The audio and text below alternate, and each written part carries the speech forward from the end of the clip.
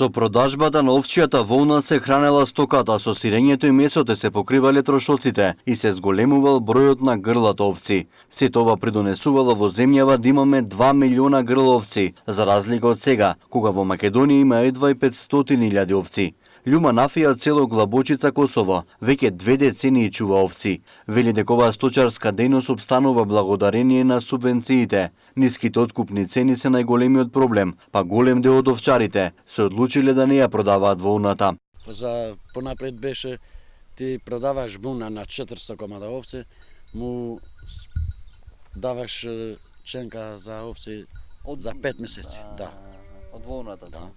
Ево сега на 12 ќе почнат на ченка да јадат дома, по 2 пута то јадат, сабали и вече. Кај стигне то 15 динара то.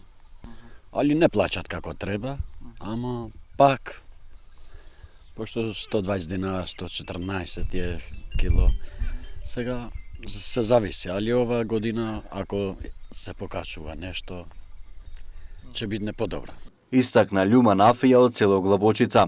Дополнителен проблем е што поради селувањето во Македонија веќе нема кој да чува овци. Како да чува? Побегнали луѓе по странство свет. Сега ја 56 години што идем ја. Тој дете што е 20 години, 18 години, тој бега у Немачка. Рече Афија.